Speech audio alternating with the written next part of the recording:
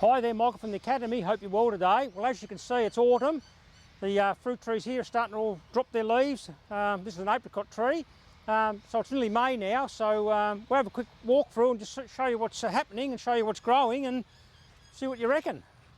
So in our summer tour, we talked about this being the first section that we sow and plant. So this is our food crops that go right into late autumn. So we've got carrots, we've got capsicums. Even though it's quite late in the season now, we've still got capsicums. They'll keep on fruiting until they actually get the frost. We've got plenty of leeks over there, swede. And then we go to our next section over here, which is our winter garden. So all of this stuff that was planted in late summer, early autumn. So this will provide school for the kitchen garden right through to the late spring. So from winter to late spring, we've got silver beet.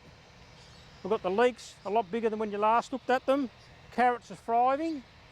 We've got cabbages, cauliflowers, Tuscan kale, beetroot, popular one, swede. We use swede in a lot of ways in cooking. We've got our first of our broccoli just starting to crop now. And last time I did a summer tour of the school garden here, I mentioned that the top section up here is where we put all our winter crops. But they're doing some pumping out the back here and it's quite noisy, but we'll go out. Hopefully you can still hear me. We'll see how we go.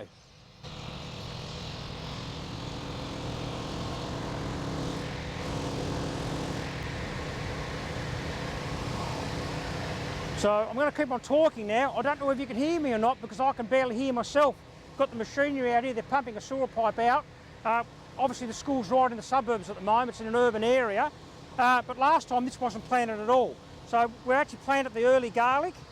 That one's called Tassie Purple. We've planted half a bed of swede, half a bed of beetroot. We've got a bed of cabbage, a bed of cauliflower, some rainbow chard and some Tuscan kale. And next week I'll be planting the late garlic. So this faces north. This gets all the winter sunshine here. So that's why I call it our winter garden just in this section, because everything thrives in the middle of winter.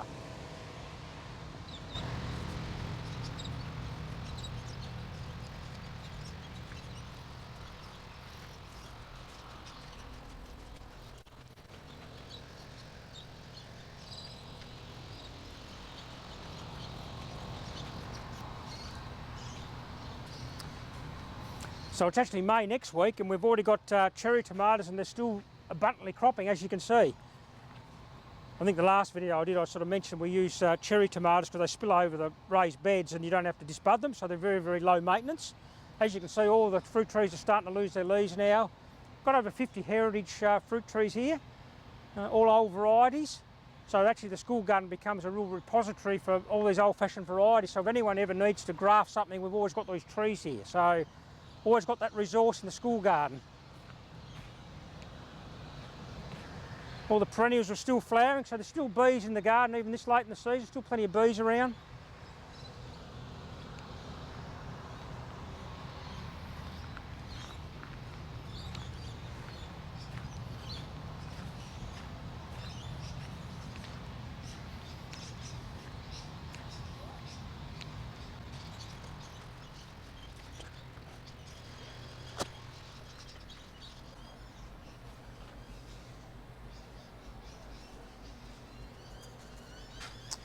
So in the propagation house, it's rainy, drizzly outside, a bit cold, so it's actually nice to come in out of that drizzly stuff into a nice warm environment. And we've put all our capsicums, bell peppers in the Northern Hemisphere. We've got some basil and some turmeric and some ginger. So this is a spot where we grow all our warm season crops in the middle of winter.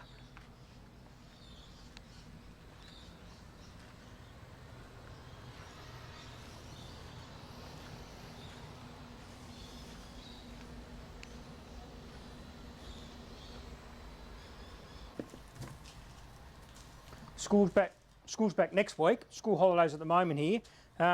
First job the students are going to do is going to be saving carrot seed. So we've got a lot of carrot seed we want to save, and we'll send this to some of the community gardens and places like that. So keep a lot for the school, but then also distribute a lot of it outside of the school boundaries.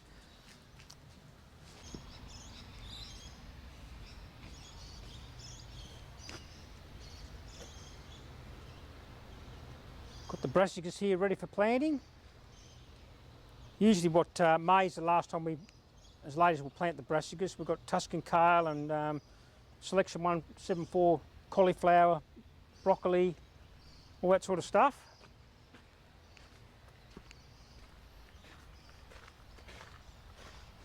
The zucchinis are still hanging on, almost May. We keep on cutting these back all the time and they keep on cropping. That's the 5th time we've cut these back and they still got zucchinis.